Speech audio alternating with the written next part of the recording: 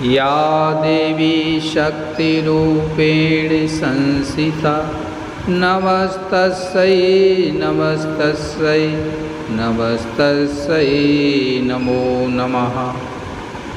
आज दुर्गा सप्तशती पाठ के 8वें अध्याय की कथा का श्रवण करेंगे।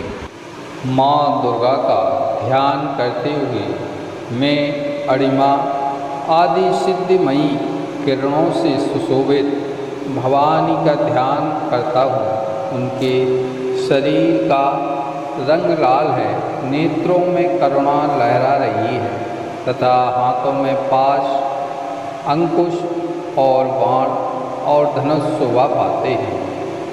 मेधा ऋषि कहते हैं, चंड मुंड नावाकासुरों के मारे जाने तथा बहुत सी सेना का संहार हो जाने पर असुरराज शुंभ के मन में बड़ा क्रोध हुआ।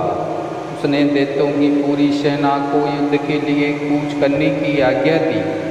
शुंभ बोला, आज उदा युद्ध नामक 86 दैत्य सेनापति अपनी सेनाओं के साथ युद्ध के लिए प्रस्थान करें।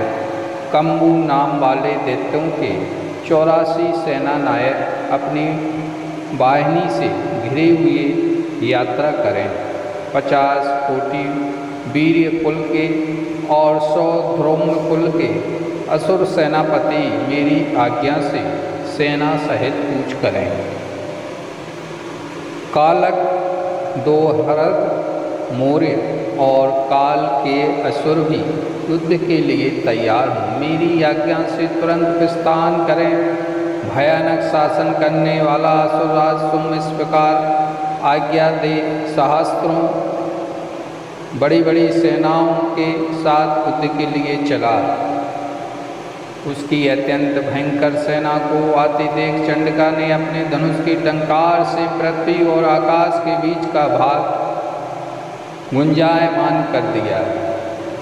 राजन, इसके बाद देवी के सिंह ने भी बड़े जोर जोर से दहाड़ना आरंभ किया। फिर अंबिका के घंटे के शब्दों ने उस ध्वनि को और भी बढ़ा दिया। धनुष की टंकार, सिंह की दहाड़ और घंटे की ध्वनि ने से संपूर्ण दिशाएं गूंज उठी। उस भयंकर शब्दों ने काली ने अपने विकराल मुख को और भी बढ़ा लिया तथा इस प्रकार वे विचयनी हुई। उस तुमूल नाद को सुनकर दैत्यों की सेनाओं ने चारों ओर से आकर चंडिका देवी, सिंह तथा काली देवी को क्रोधपूर्वक घेर लिया। राजन, इसी बीच मैं असुरों के विनाश और देवताओं के अभ्युदय के लिए ब्रह्मा, शिव, कार्तिकेय, विष्णु तथा इंद्र आदि देवताओं की शक्तियाँ जो अत्यंत पराक्रम और बल से संपन्न थी, उनके शरीरों से निकलकर उन्हीं के रूप में चंडिका देवी के पास गईं। जिस देवता का जैसा रूप, जैसी वेशभूषा और जैसा वाहन है, ठीक वैसे ही साधनों से संपन्न हों, उनकी शक्ति असुरों से युद्ध करने के लिए आई।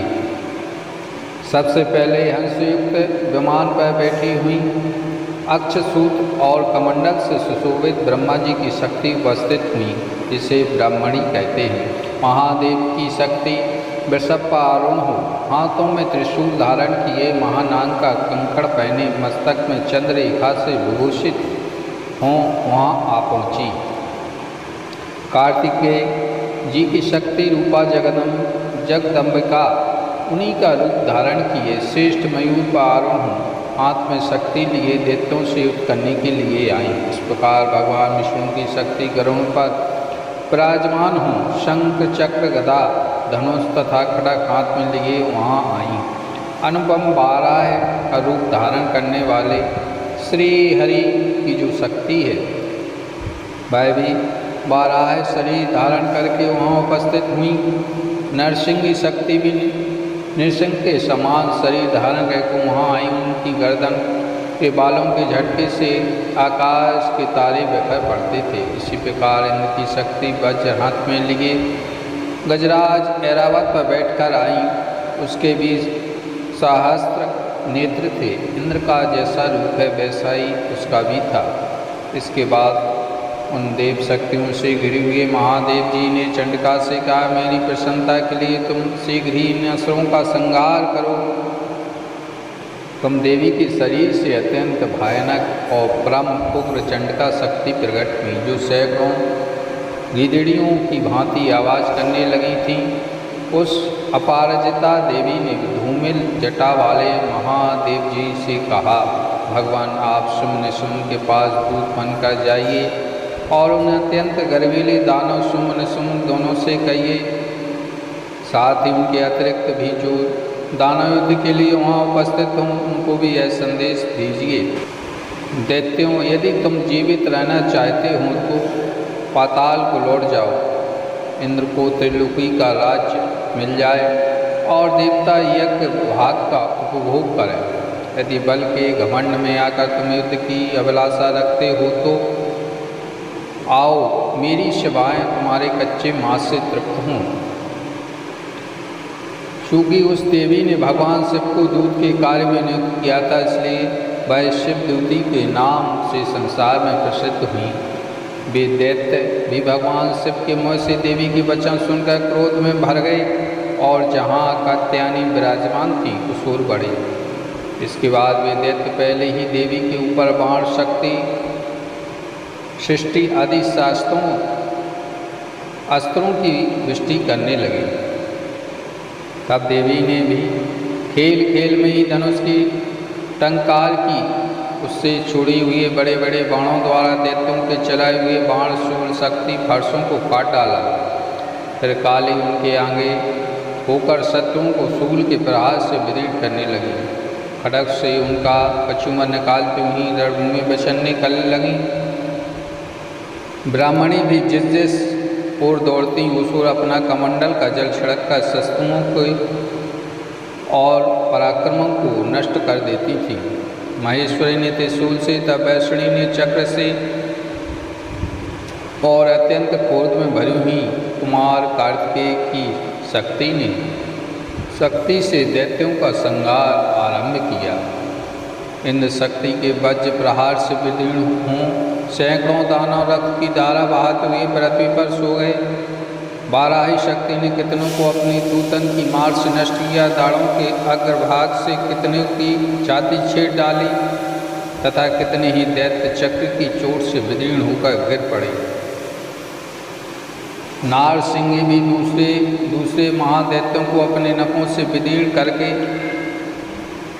छाती और सिंहनाद से दिशाओं एवं आकाश को गुंजाती हुई युद्ध क्षेत्र में बचने लगी।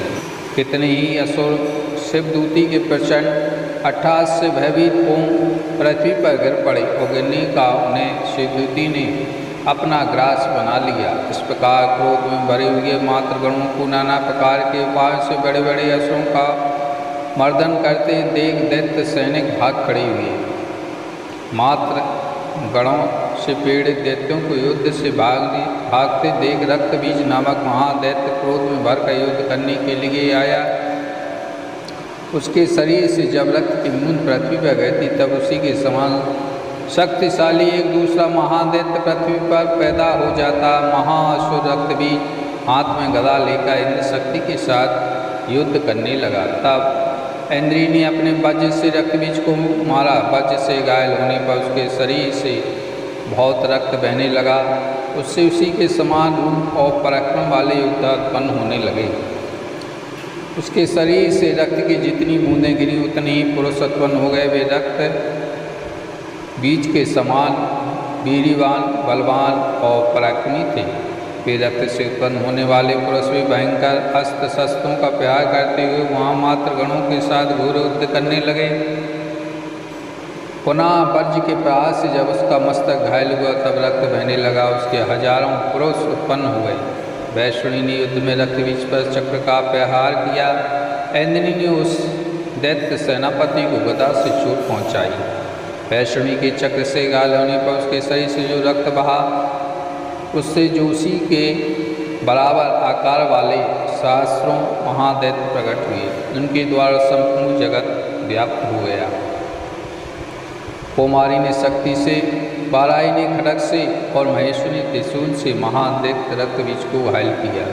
क्रोध में भरे हुए रक्तबीज ने भी गदा से सभी मात्र शक्तियों का पृथक पृथक प्रहार किया।